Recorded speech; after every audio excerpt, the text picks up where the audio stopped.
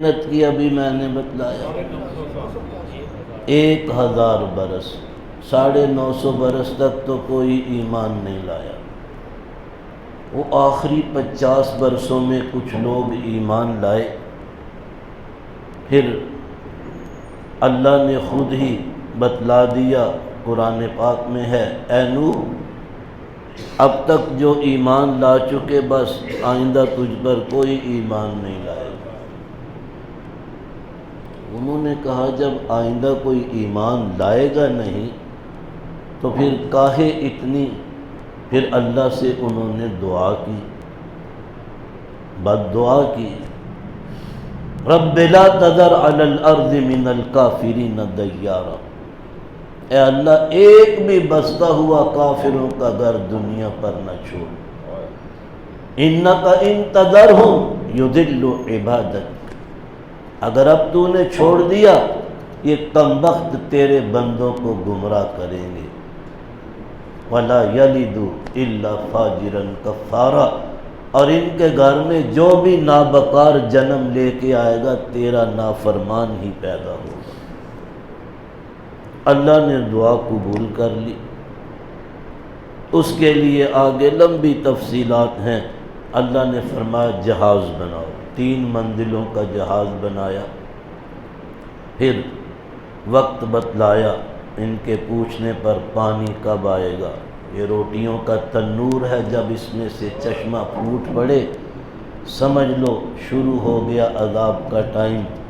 اپنے ایمان والے ساتھیوں کو اور ہر جاندار کے ایک ایک جوڑے کو اس میں رکھ لو۔ 3 منزلوں کا جہاز تھا، لیکن جب یہ سیلاب آیا دنیا میں، اس کے آنے سے پہلے اللہ نے فرشتوں کو بھیجا، وہ آدم علیہ السلام نے جو بیت اللہ شریف بنایا تھا وہ اٹھا کر سیدھا اوپر 7ویں آسمان پر لے گئے، اور وہ آج تک وہی ہے۔ کیا کہا میں نے؟ جو بیت اللہ شریف جناب آدم علیہ السلام نے بنایا تھا، طوفان نوح کے وقت میں علیہ السلام رب العالمین نے ملائکہ کو بھجوا کر بنیادیں زمین میں چھوڑی، اوپر سے اٹھایا اور کہاں لے گئے؟ 7ویں آسمان، بالکل خط مستقیم پر۔ وہاں سے کوئی چیز گرائیں درمیان سے اور اس کا اس زمین پر آنا ممکن ہو تو عین بیت اللہ شریف جو مکے میں اس کے چھت کے وسط میں گرے گی۔ یہ ہے وہ بیت اللہ 7ویں آسمان پر، اور اس کا نام قرآن حکیم کی زبان میں ہے بیت المعمور۔ سورہ والطور کے آغاز میں آپ پڑھتے ہیں والطور وکتاب مستور فی رق منشور والبیت المعمور، اللہ اس بیت المعمور کی قسم کھا رہے، طور کی قسم، اس کتاب کی قسم جو سطروں میں لکھی ہوئی ہے۔ کس پیپر پر لکھی ہے؟ رق، باریک چمڑا، کشادہ، اس پر لکھی ہوئی ہے، اس کی قسم، اور بیت المعمور کی قسم۔ معراج کی رات سرکار دو عالم صلی اللہ علیہ وسلم نے جناب ابراہیم علیہ السلام کو اسی بیت المعمور کی دیوار سے ڈھاسنا لگائے، تکیہ لگائے بیٹھے دیکھا تھا۔ فرمایا اپنے ابا ابراہیم کو دیکھا بیت المعمور کی دیوار سے ٹیک لگائے بیٹھے۔ یہ ہے وہ بیت اللہ جو آدم علیہ السلام نے بنایا۔ اب جب پانی سب طوفان کا اتر گیا تو اس جگہ جہاں بیت اللہ تھا ایک ٹیلہ سا رہ گیا، وہ ایک مدت تک رہا۔ پھر جناب ابراہیم علیہ السلام کا زمانہ آیا، انہیں حکم دیا گیا اس جگہ کی کھدائی کرو۔ وَإِذْ بَوَّأْنَا مَكَانَ الْبَيْتِ وَإِذْ بَوَّأْنَا إِبْرَاهِيمَ مَكَانَ الْبَيْتِ، اللہ قرآن پاک میں فرماتے ہیں ہم نے خود رہنمائی کی فرشتے کو بھیج کر یہ جگہ ہے، اس جگہ کو کھودو، کھدائی کی گئی، نیچے سے اصلی بنیادیں نکلی آدم علیہ السلام، فرمایا انہی بنیادوں پر میرا گھر تعمیر کرو، انہی بنیادوں پر۔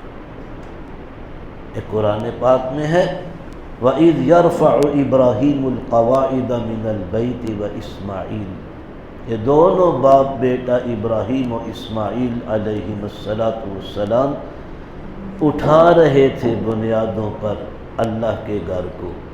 معلوم ہوا نئے سرے سے سنگ بنیاد رکھ کے کھدائی کر کے نہیں بنایا، بنیادیں پہلے سے موجود تھیں آدم علیہ السلام، انہی پر بیت اللہ شریف کو بنایا۔ آدمی کے قد سے کچھ تھوڑا سا اونچا اس کی دیواریں تھیں، 2 دروازے تھے، ایک دروازہ ادھر، ایک سامنے کی دیوار میں، داخل ہوتا ہے تو اس طرف سے نکل بھی جاتا ہے آنے والا، اور دہلیز زمین کے ساتھ متصل ہے، اونچی بھی نہیں، آج تو بہت اونچی ہے، اور اس طرح اوپر چھت بھی نہیں تھی۔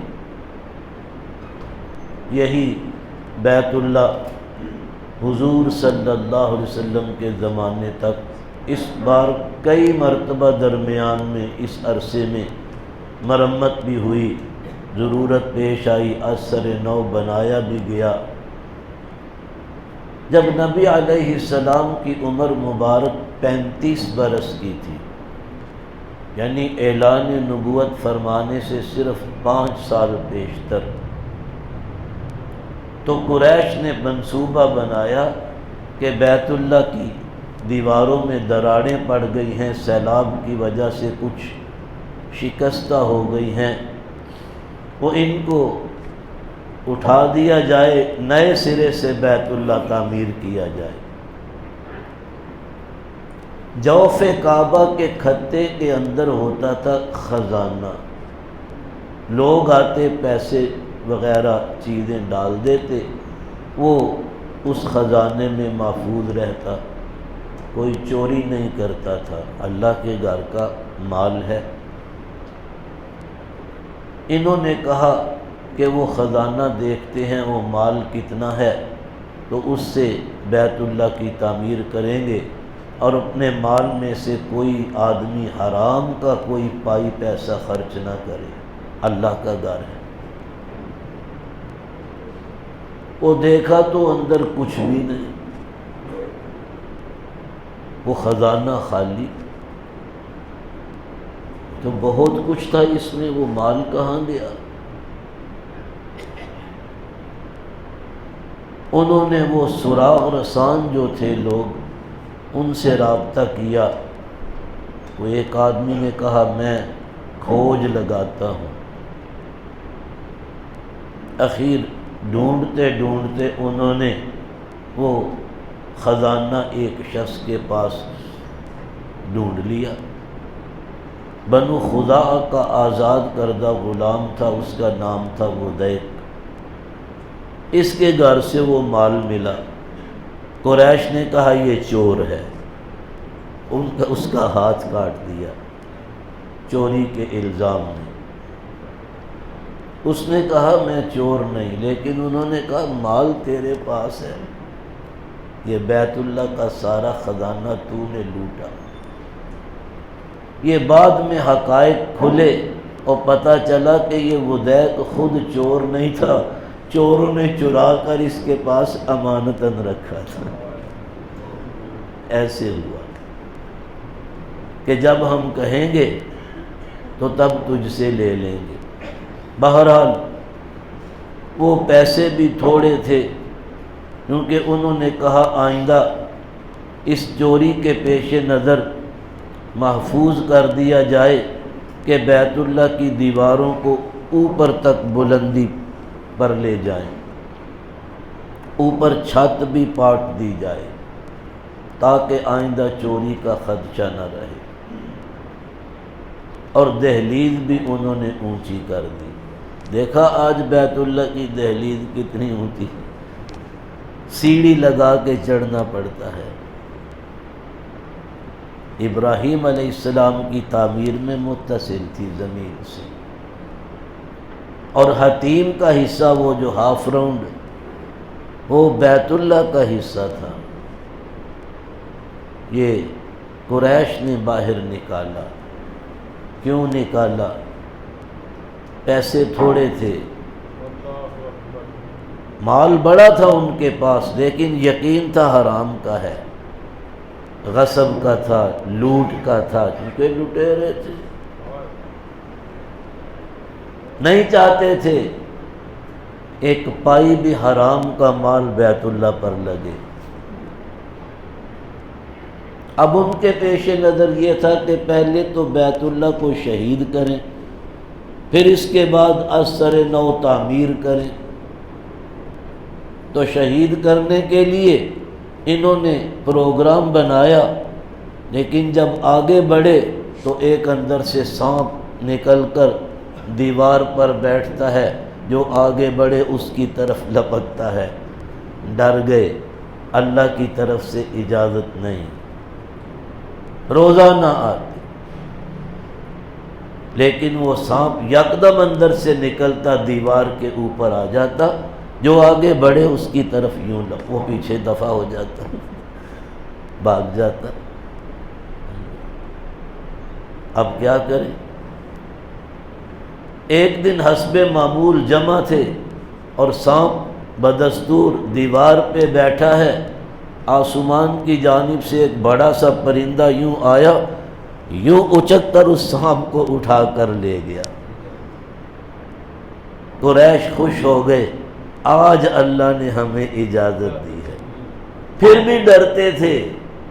ہاں، بنو مخزوم کا ایک بوڑھا سا بابا، اسے انہوں نے چڑھایا دیوار پر، بابا جی ایک پتھر اتارو اور نیچے اتر آؤ۔ بس اس نے کدال سے ایک پتھر اکھاڑا اور نیچے اتر آیا۔ قریش نے انتظار کیا، آج رات بابے کو کچھ ہو گیا تو ہماری توبہ، کل بیت اللہ کو ہاتھ نہیں لگائیں گے۔ اگلے دن دیکھا تو بابا تو جناب حشاش بشاش، اور فلائیں کی کا مارنو پھر دے پہ وہ بابا تو جناب پورے ہوشیاری کے ساتھ۔ ہاں، معلوم ہوا اللہ نے ہمیں اجازت دے دی ہے۔ پھر ولید بن مغیرہ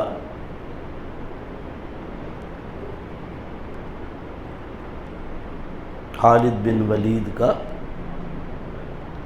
ولید کا باپ یہ چڑھا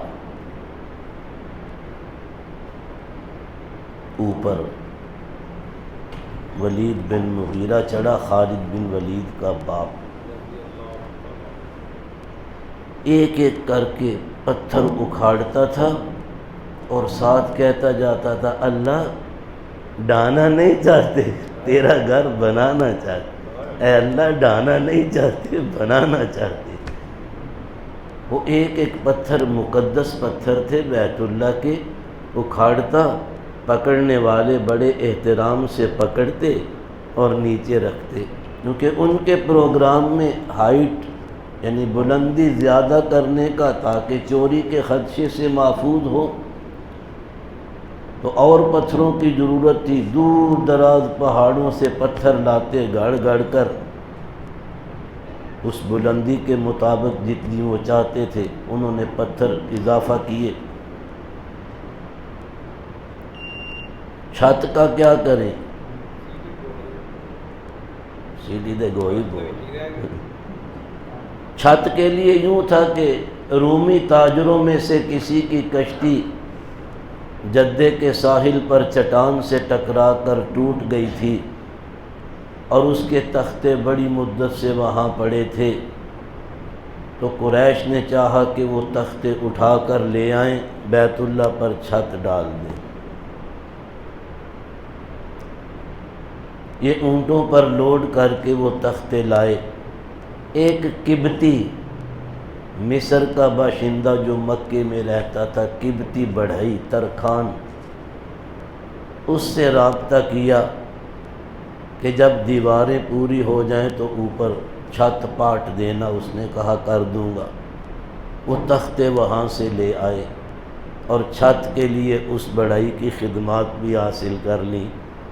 کیسے ہوا پھر انشاءاللہ دیکھیں گے۔ آخر دعوانا